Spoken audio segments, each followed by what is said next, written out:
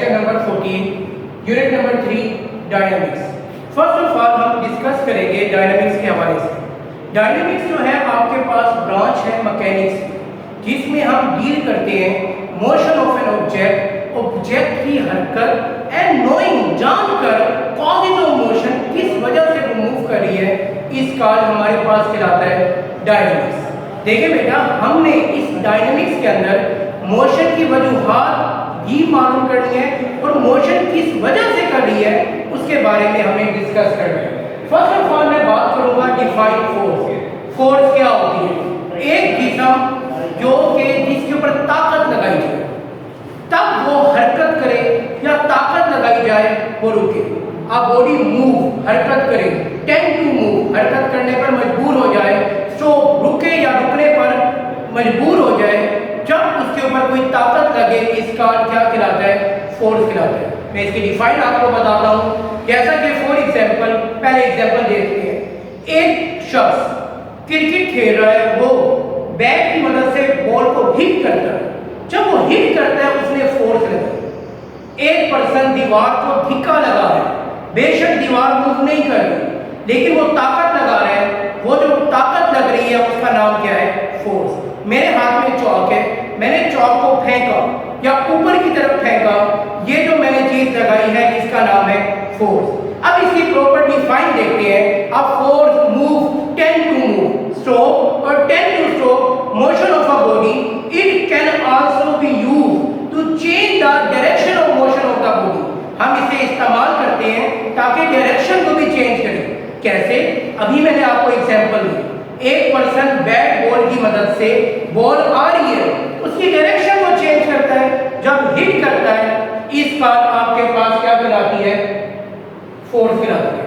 Inertia क्या है? Inertia is a property of the body which resist any change in the state of rest और motion. Inertia किसी जिस्म की property है, खासियत है, जो मुखालफत करती है, रेजिस्ट करती है, मुखालफत करती है इन दी स्टेट ऑफ रेस्ट, या वो रेस्ट की हालत में हो या मोशन की हालत में हो, इस काल हमारे पास क्या कहलाता है? इनर्शिया कहलाता है। इसके बारे में कॉन्सेप्ट दिया गया। फर्स्ट ऑफ ऑल कॉन्सेप्ट दिया गैलीलियो ने। गैलीलियो ने कहा कि हमारे पास दो तरह के ऑब्जेक्ट होते हैं। एक हमारे पास हैवी ऑब्जेक्ट, एक हमारे पास है लाइट ऑब्जेक्ट। वो कहते हैं लाइट ऑब्जेक्ट को जैसे मूव करवाना आसान है, वैसे उसे रोकना भी आसान है।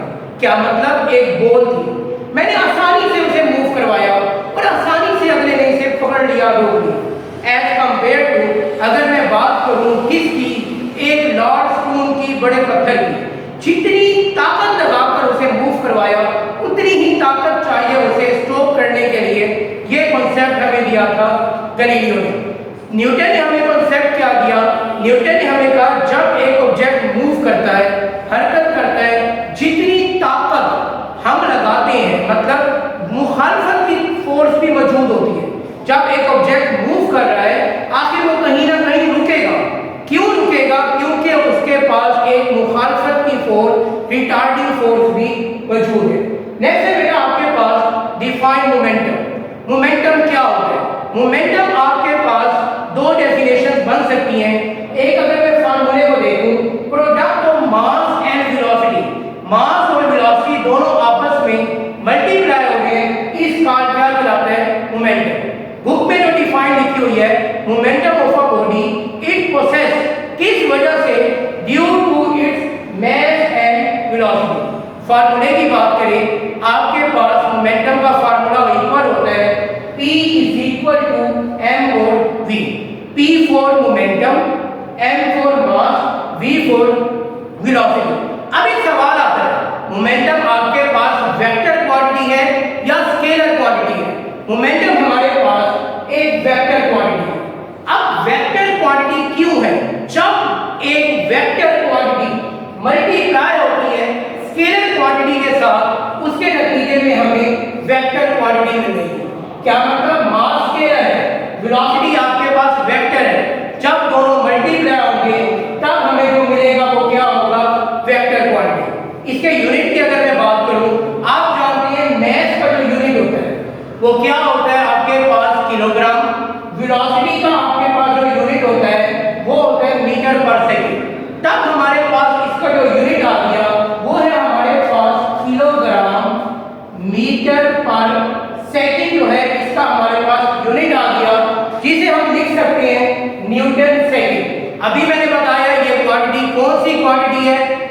Momentum is a vector quantity, क्योंकि हमें इसकी डायरेक्शन बताई गई है। देखिए बेटा, नेक्स्ट है हमारे पास न्यूटन लॉज ऑफ मोशन। हम यहाँ पे न्यूटन के 3 लॉज को डिस्कस करेंगे। बोर्ड में इन 3 लॉज में से एक लॉन्ग क्वेश्चन के तौर पर आ जाता है। फर्स्ट ऑफ ऑल हम डिस्कस करते हैं Newton first law of motion. Newton first law of motion हमें क्या कहते हैं?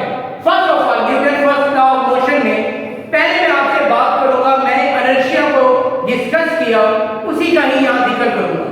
Newton first law of motion state that if a body is rest में है या वो आपके पास मूव करता है इन अ स्ट्रेट लाइन, बिल्कुल सीधा, if no net force act on it, उसके ऊपर किसी तरह की भी फोर्स एक्ट ना करे, एक जिस्म रेस्ट की हालत में रुका हुआ है बस, या मूव कर रहा है एक यूनिफॉर्म वेलोसिटी के साथ, उस वक्त तक मूव करता रहे जब तक उसके ऊपर किसी तरह की नेट फोर्स एक्ट ना हो। अब आप लोगों के ज़हन में एक क्वेश्चन आ गया, ये नेट फोर्स क्या होती है? नेट फोर्स एक ऐसी फोर्स है जिसके ऊपर all the forces acting on it, सारी फोर्सेस एक ही जगह पर एक्ट हो रही है। क्या मतलब? एक दरवाजा है, मैंने कहा एक बच्चे को जाके ये दरवाजा बंद करो, एक बच्चा जाके दरवाजा बंद कर देता है। मैं कहता ना हूं 10-15 बच्चे इकट्ठे जाएं और जाके इस दरवाजे को बंद करें।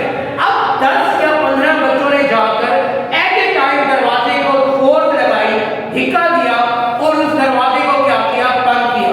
जैसे ही दरवाजे को बंद किया, उसके ऊपर फोर्स एक्ट हुई है, जो 15 लोगों की इकट्ठी फोर्स है, हमने उसे नाम किसका दिया? नेट फोर्स का नाम दिया।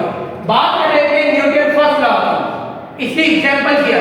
फॉर एग्जांपल एक टेबल के ऊपर आपने बुक को रखा, अब उस बुक के ऊपर 2 फोर्सेस एक्ट हो रही होती है, एक डाउनवर्ड फोर्स mg नीचे की तरफ, एक अपवर्ड फोर्स रिएक्शन की फोर्स ऊपर की तरफ। अब बुक रेस्ट की हालत में हरकत नहीं कर रही, मूव नहीं कर रही, अपनी जगह पर पड़ी हुई है, मतलब इसका नेट इफेक्ट क्या हो गया? 0 हो गया। तो book lying on a table, ये भी आपके पास क्या है? एग्जांपल है पड़ी Newton first law of motion की। नेक्स्ट पेज पे आपके पास एक क्वेश्चन दिया हुआ है, define law of inertia. Law of inertia क्या है? Newton first law of motion, ये जो Newton first law of motion है, ये डील करता है इनर्शियल प्रॉपर्टी ऑफ मैटर की, मादे की इनर्शियल प्रॉपर्टी को, जिसकी वजह से Newton first law of motion को हम कहते हैं लॉ ऑफ इनर्शिया। अब हम बात करेंगे second, Newton second law of motion हमारे पास क्या होता है? फर्स्ट ऑफ ऑल मैं एक डिफाइन बात करता हूं न्यूटन सेकंड लॉ की। When a force acts on a body, जब एक जिस्म पर फोर्स एक्ट करती है, इट्स प्रोड्यूस एन एक्सेलरेशन, तब उस जिस्म में एक्सेलरेशन क्या होता है? पैदा होता है। वो जो मैग्नीट्यूड ऑफ एक्सेलरेशन है वो डायरेक्टली प्रोपोर्शनल होता है, किसके? फोर्स के। अब डायरेक्टली प्रोपोर्शनल का मतलब है अगर एक चीज बढ़ रही है, दूसरी चीज भी क्या होगी? बढ़ेगी। जैसे जैसे एक्सेलरेशन बढ़ेगा वैसे वैसे क्या होगी? फोर्स बढ़ेगी। फिर एन इनवर्सली प्रोपोर्शनल है उसके मास के। इनवर्सली प्रोपोर्शनल का मतलब है बेटा, जैसे जैसे एक्सेलरेशन बढ़ेगा वैसे वैसे मास कम होगा। मास कम होगा, वो आसानी से क्या करेगा? मूव करेगा। मैं इसकी डिफाइन की बात करूं, न्यूटन सेकंड लॉ के मुताबिक when a net force acts on a body, तब उस बॉडी में प्रोड्यूस हुआ एक्सेलरेशन। ये जो मैग्नीट्यूड ऑफ एक्सेलरेशन था वो डायरेक्टली प्रोपोर्शनल था फोर्स के एंड इनवर्सली प्रोपोर्शनल था मास के। मैंने इन दोनों को कंबाइन किया, इस इक्वेशन को इन दोनों की लेफ्ट हैंड साइड सेम थी, मैंने कंबाइन करके इसे लिखा F/m। यहां पे मैंने क्रॉस मल्टीप्लिकेशन की, क्रॉस मल्टीप्लिकेशन से F जो है डायरेक्टली प्रोपोर्शनल हो जाएगा किसके? M और A। अब फिजिक्स में एक रूल है, जैसे ही हम ये डायरेक्टली प्रोपोर्शनल का साइन खत्म करते हैं तब वहां पे कोई ना कोई कांस्टेंट आता है। बात करेंगे, हमने पुट किया कि एज अ प्रोपोर्शनैलिटी कांस्टेंट, इस साइन को खत्म करके इसकी जगह हमने लगाया इक्वल का साइन और वहां पे पुट कर दिया के एम और क्या आ जाएगा? A। अब व्हाट इज के? के हमारे पास प्रोपोर्शनैलिटी कांस्टेंट है,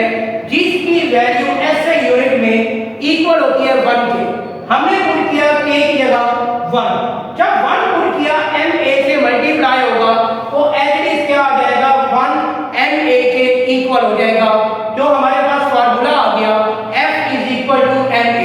अब बात आएगी ये जो फोर्स है इसका SI यूनिट क्या होता है? इसका SI यूनिट होता है न्यूटन। इसका SI यूनिट क्या होगा? न्यूटन। यहाँ पे आपके पास एक डिफाइन आएगी, डिफाइन करें 1 न्यूटन। पिन ब्लॉक इस पेज पर आपके पास क्लास में दिया होगा।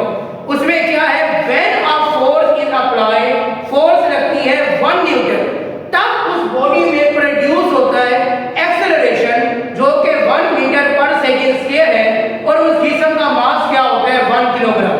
हमारे पास 1 न्यूटन इक्वल हो गया 1 kilogram metre per second square के। जो हमारे पास फार्मूला आ गया F is equal to ma, force जिसका यूनिट